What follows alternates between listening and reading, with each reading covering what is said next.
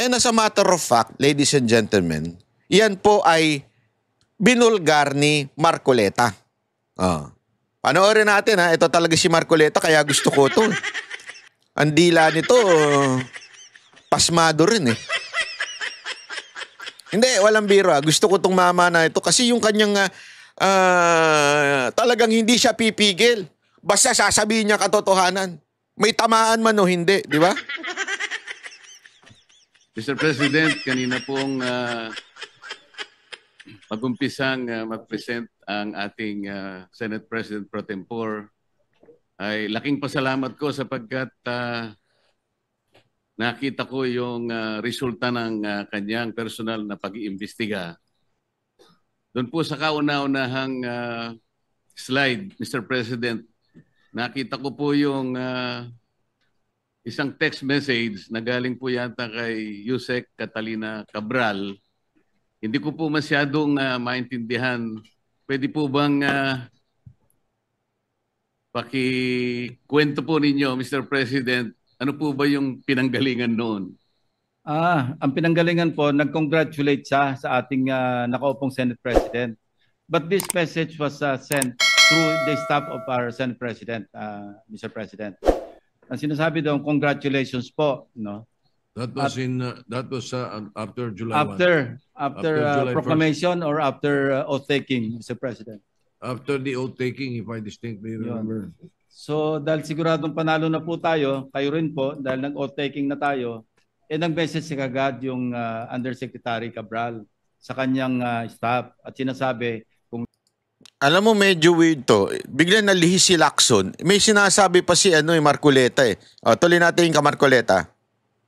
Ayaw pa niyang aminin na dahil sa pagtatanong ko po na sa kanya, sinabi ko bakit lumilitaw kahit anong ibigay na ceiling ng DBM, pinapalitan mo, sabi ko sa kanya. Ayaw po niyang aminin yon, wala raw po siyang kinalaman kung ang pag-uusapan ay yung paglilista. Wala raw siyang kinalaman. Ngayon po malinaw na nagsisinungaling talaga siya sapagkat naipakita ko po kahapon, Mr. President, lalong-lalo na po sa flood control projects, yun pong mga insertions, aminin man niya't hindi, ngayon po inapatunayan na natin, ay talagang siya po talaga yung gumagawa dahil siya po yung Undersecretary ng Planning Services. At lalong-lalo na po doon sa tinatawag na FAPs. Ito po yung Foreign Assisted Projects. Yun po malinaw na malinaw. Ipinakita ko po, Mr. President, yung sulat ng DBM noong July 2023 na kung saan sinabi mismo sa kanya, please adhere strictly dun sa mga ceilings na binibigay namin sa inyo. Dahil napansin po ng DBM magmula po noong 2022, 2023, pinapalitan po niya hanggang sa 2024.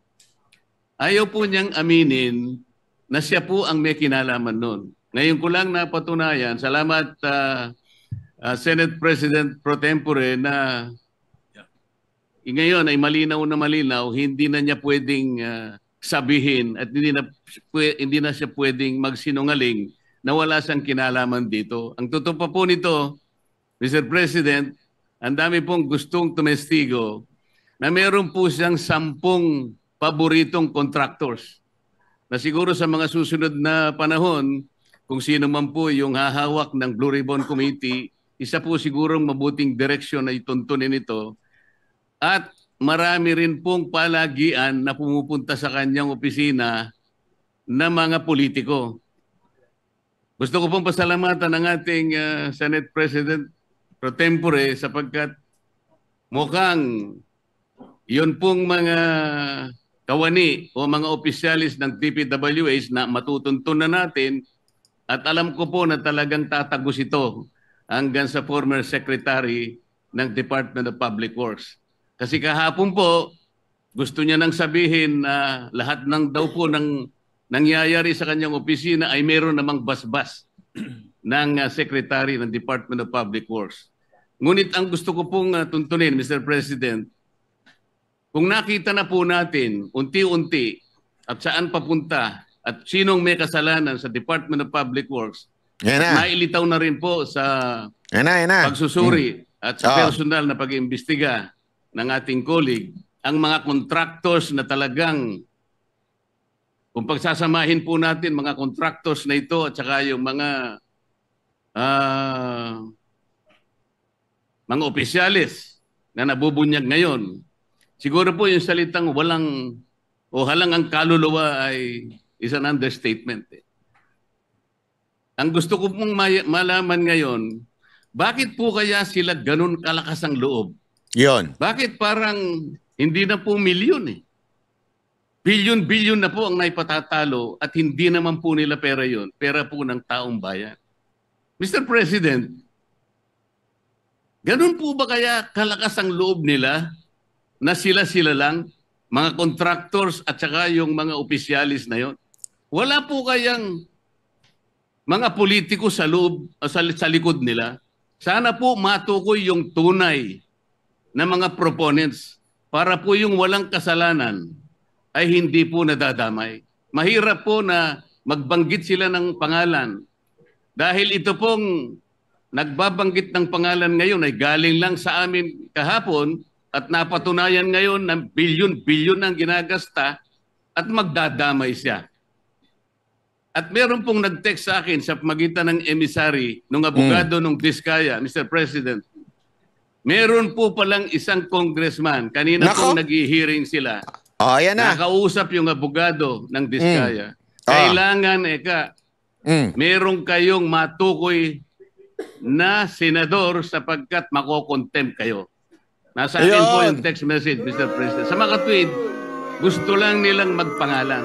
Hindi po mabuti yun. Kailangan po. Grabe, no? Alam mo, ladies and gentlemen, this is not the first time, di ba? Kung maaalala ninyo, yan din ang dahilan kung bakit kinulong si Grijaldo, di ba? Di umano, sabi ni Grijaldo, pinilit lang daw siya ni, I think it was Abante and the other, nakalimutan ko na yung pangalan ng isa. Iba na ba? Iba. Fernandez. Yung nalilink kay Ibana. Nalilink lang naman, di naman totoo. Kayo naman. Hindi, yun yung sinabi ni Grijaldo. Nasabi niya, pinipilit daw siya na ganito sabihin. O parang, in other words, ladies and gentlemen, this is not the first time. Now, eto naman si Marcoleta, sinasabi niya ngayon na merong nag-text galing po kay dito sa kampo ni Diskaya at sinasabing pinipilit silang magbanggit ng senador. Okay? At alam nyo, ladies and gentlemen, yung iba tila napilitan. Yung iba tila naggawa ng ipapakita ko sa inyo kung papaano napilitan at ipapakita ko rin sa inyo kung papaano sila tila pinipilit na banggitin ng mga senador. Ibig sabihin, they are not really concerned to know the truth sa Kamara. They are just concerned na may mabanggit na senador. Kasi nga, gantihan na ito. Abay, anak kayo ng weteng, hindi nyo kami pinroteksyonan bilang Kamara, hinayaan nyo si Diskaya magbanggit ng mga congressman. Pati yung aming Panginoong the name that cannot be mentioned ay na-mention. Hindi pwede yun. Kailangan may mabanggit na senador. Pakinggan natin ito. Tingnan ninyo, kayo ho ang tumingin. Dito ba, mukha bang pinipilit na magsalita si Diskaya ng senador? Yes or no? Kayo ang magsasabi. Ipapakita ko sa inyo. Bago po kayo nag-testify sa Senado kahapon, sino po ang mga nakausap nyo bago yun? Pero kayo nakausap. Under oath kayo baka mamaya magsinungaling na naman kayo dito. Wala po, Your Honor. Kami lang pong mag-asawa talaga. Wala daw. Sinagot na. Tingnan mo Sinagot na. Biglang. Wala kayong kinausap. Yung mga Wala kayong kinausap? abogado mo kinausap. Yung abogado mo, nililito eh. Yung abogado mo, di mo kinausap. Siyempre naman, sir. Pastor Abante, siyempre naman. Abogado niya yun eh. Matik na yun, kakausapin niya yung mayat-maya. Abogado niya yun eh. Ito naman si sir. Mga abogado lang po namin, pero pinipigilan po nila kami. Pero sabi po namin ay gusto po naming magsalita. Kasi po, ginugulo po ng mga tao po ang bahay at ano namin. Building po, pinagbabato po nila. At ang sama-sama na po ng aming pangalan para po kaming talagang magnanakaw. Kaya po napilitan po kami, na-pressure po kami dahil gusto na po kaming tapatayin ng Mr. taong Chair, bayan. kaya nga nais namin magsabi ka ng totoo ngayon para hindi ka na mapagkamalang ikaw ang magnanakaw. Hindi ba?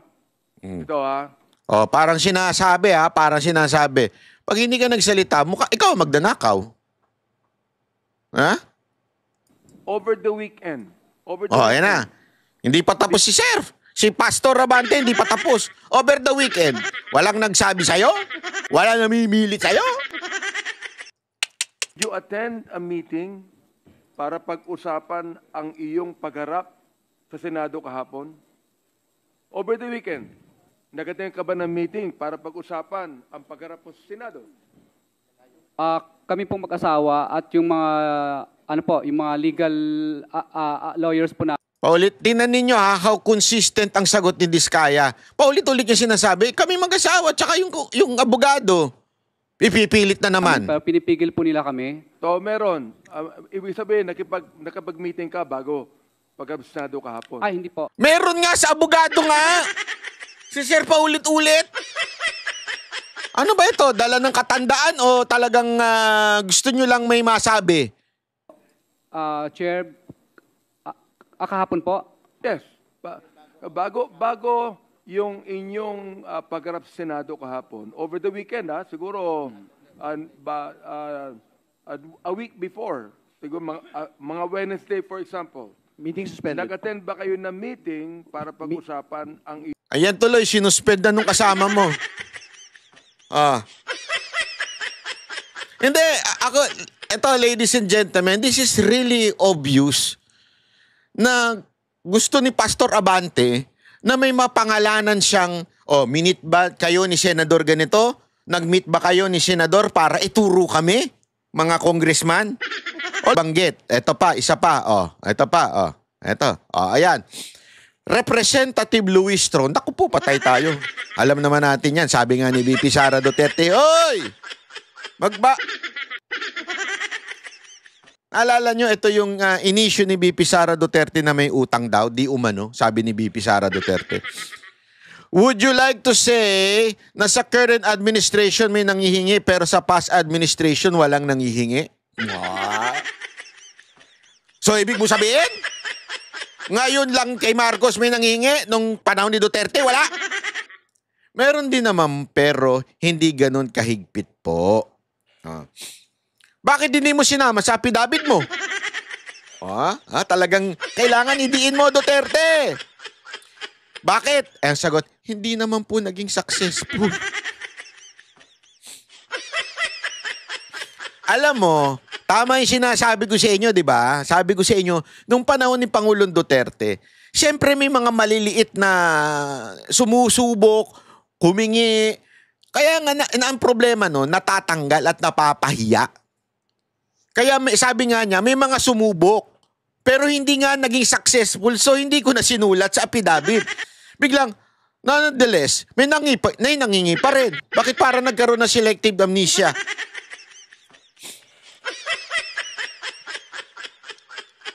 Dito, malalaman mo talaga na ay dinidiin ang mga Duterte. Hindi nga naging successful yung lagayan eh. Nagets ninyo? Hindi naman natin sinasabing walang tarantado, walang mga magnanakaw nung panahon ni Duterte, walang tiwali nung panahon. Walang nagsasabi ng ganun. Ang tiwali-tiwali. Kahit anong administrasyon yan, tiwali yan. Ang tanong, nagiging successful ba sila during that time? Dahil nga takot kay Pangulong Duterte, hindi sila makadiskarte. And yan po yung sinabi ko sa inyo noon. As a matter of fact, may kilala nga akong kontraktor.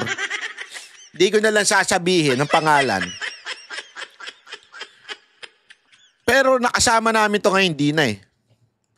Meron kaming kontraktor na kakilala na tinanong ko noon, kamusta kayo nung panahon ni Duterte? Sabi niya, mapakahirap. Napakahirap. Taghirap kami noon. Yun ang sinasabi. Kasi hindi nga sila makadagdag, makapatong, o walang malagyan. Kasi nga takot daw. Pero tinanong ko nung kamusta naman nung Marcos time, naku po, matindi na. Kaliwat kanan. At ang sinabi sa amin, buffet. Nakaw all you can. Kasi baka hindi magtagal. Yun ang sinabi. Di ba sinabi ko na sa inyo, ilang beses ko ng kwento yan sa inyo? Yun ang sinabi sa akin. Which is sabi ko, nako, ingat kayo dyan, nyari kayo dyan kasi puputok at puputok yan. Kita nyo ang nangyari ngayon, pumuputok, di ba? Yan ang nangyayari. Kasi nga, napakatindi ng korupsyon ngayong panahon na ito. Bakit nyo ibinabalik na naman sa mga Duterte?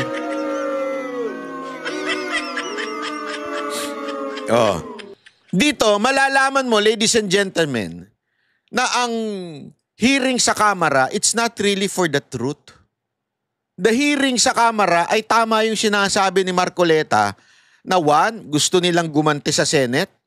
Second, gusto nilang idamay ang mga Duterte. Alam mo, kasalanan nyo yan eh. Kayong nandyan sa Kamara. Maaring yung iba sa inyo hindi naman sangkot. Pero the mere fact that you are allowing it to happen, you are part of the problem.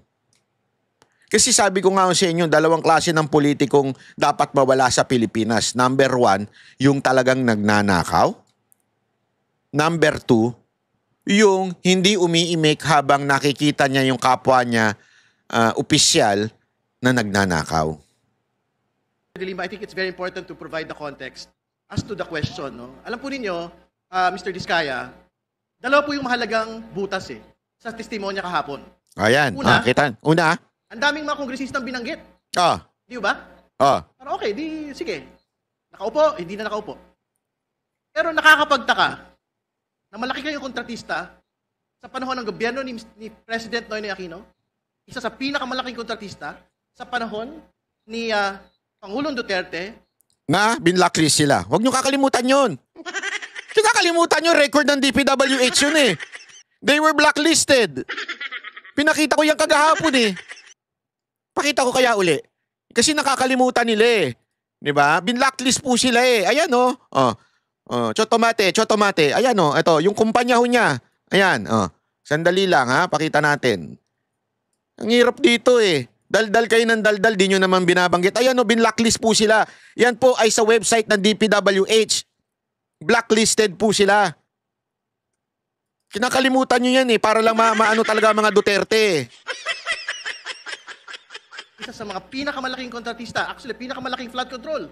Pag pinagsama-sama po lahat ng kumpanya ninyo, sa ilalim po ng gobyernong ito, pero walang kahit isang... Ba't di mo binanggit yung panahon ngayon? Binanggit mo yung kay Aquino, binanggit mo yung kay Duterte. Sa panahon ngayon, hindi mo binanggit. Di ba? Halata. Yung wordings mo, sir, halatang halata. Senador, sa inyo pong sinumpaang salaysay. Yun po yung una. Pangalawa, sabi po ninyo kahapon, walang ledger kayong hawak sa listahan bago 2022. Wala hong naniniwala siya kasi ang yabang nyo nga ho, as far back as the Aquino administration, andun kayo sa top contractors po. Ibig sabihin, hindi ho maniniwala yung tao na the same modus operandi that you have been doing, that you had stated in that affidavit, is not being implemented in the previous Duterte administration and in the previous Aquino administration. Wala hong maniniwala na ang listahan niyo po ng mga pangalan ay hanggang 2022 lang. So my question to you, and maybe this is the question of Congresswoman De Lima, sino pa ho yung mga pangalan na dapat pong malaman ng bayan? Ayan tipong talaga eh. Pinipilit siya magsalita kung sino pa. Which is in line with what Marcoleta said, di ba? Na sabi daw ng kampo ng Diskaya, pinipilit silang magsalita ng senador or else they will be contempt. Napaka-obvious, no? Your Honor, ang ibig ko po sabihin dito, ilan sa kanila ay sina. Kasi po, Your Honor, ang ibig po sabihin dito, hindi ko naman po lahat literal silang binigyan. For example po, si Kong Ramon Romulo po ng Pasig, hindi ko naman po talaga siya personal na inabot sa kanya yung pera. Kundi, sa tao po ni D. Aris, kaya mapapansin nyo po, ilan sa kanila ay sina. Kasi yung iba po dito, personal ko pong inabot sa kanila o binigay. Pero yung iba naman po dito, mga tao lang po nila ang kumuha. Okay na yun, wag na ho nating guluhin yung tanong. Ang tanong, sino pa yung mga tao na dapat hong pangalanan dito na hindi po pinapangalanan? Wag na tayo magdebate sa grammar ho ng Filipino. Naintindihan ho namin yung gusto nyo pong puntahan. Ang tanong, meron pa bang dagdag na kongresista na kasama sa payoffs? Meron pa bang mga senador? Yon. Kasama dapat sa mga payoffs? Ayan na yung queue. Mr. Diskaya, that's the queue. Meron bang mga senador? Ayun.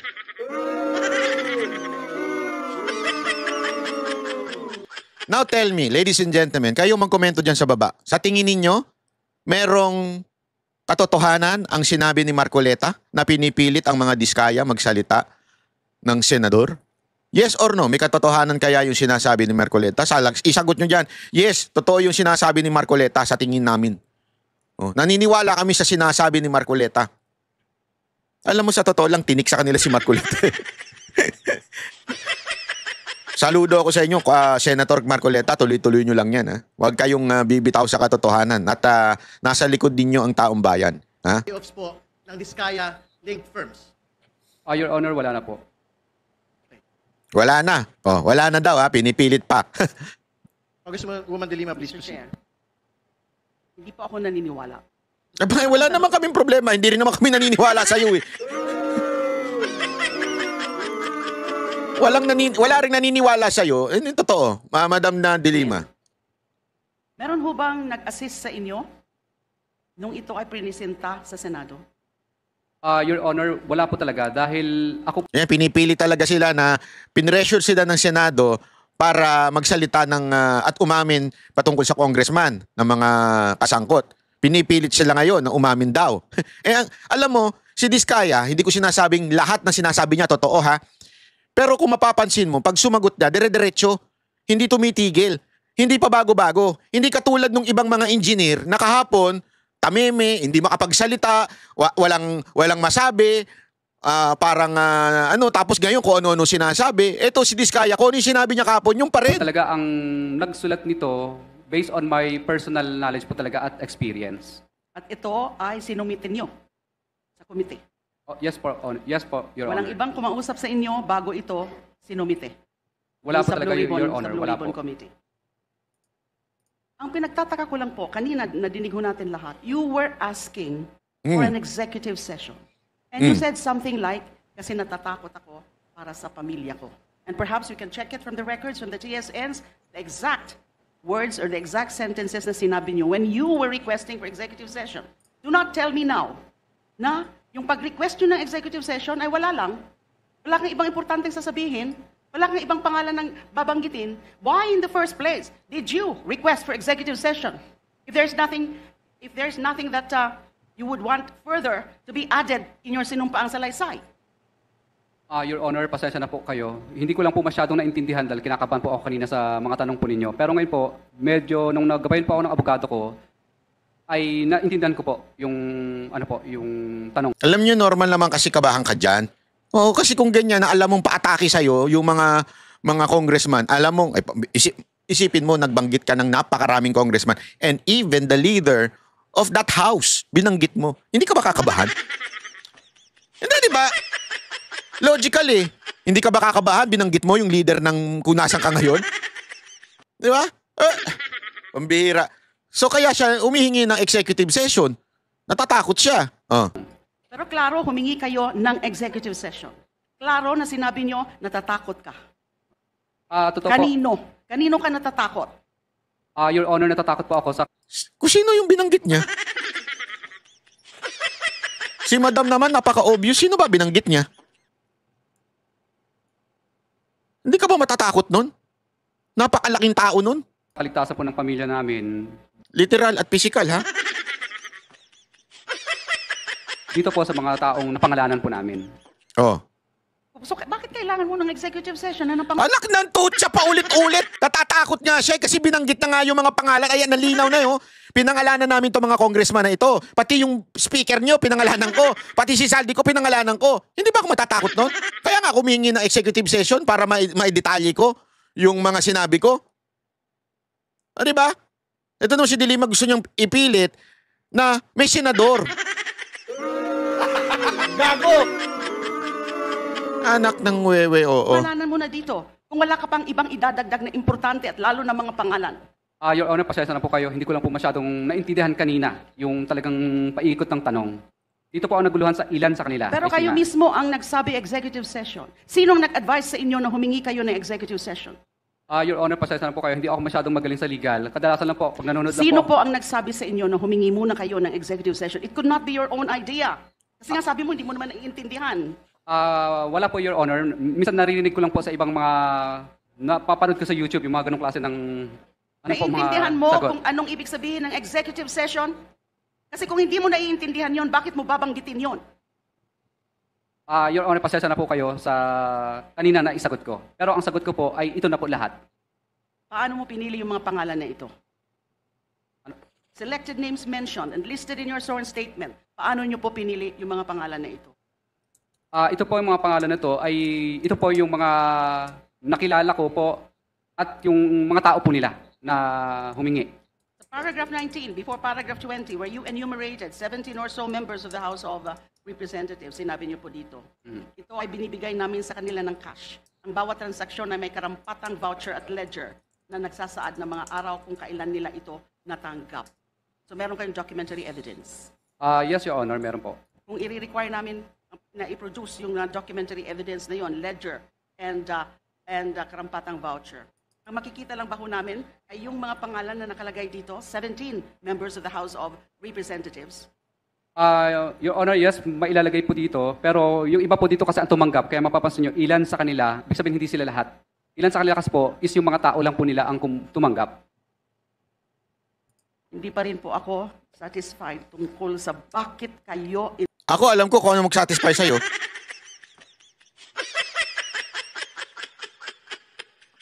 Ako alam ko. Ipatawag nyo dyan si...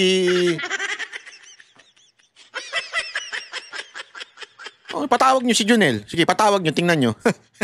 Ewan ko lang. Tuloy. In the first place, humingi ng executive session. If you don't answer it properly, you'll be nearing a citation for contempt. Your Honor, hindi ko po masyadong naintindihan yung yung tanong po kanina. Because kasi kinakabahan po ako. it's a very relevant question, but you refuse to answer. By just saying that, na kinakabahan kayo. But it could not have just popped up from nowhere. Yung tungkol sa executive session. Kung hindi po pinag-usapan nyo na po ito ng inyong lawyer at kung sino man na humingi ka muna ng executive session para masabi mo yung buong katotohanan. And your oath now is the whole truth. Your Honor, pasensya na po kayo. Galit na si Madam. Kasi magbanggit ka na ng senador eh. Parang awa mo na. Hindi pa pwede. Dito lang ang binanggit mo. Pero ito po, ang nakasulat na po ito na po lahat yun. Mr. Chair? Mr. Chair? Nga ako po, patay tayo dyan.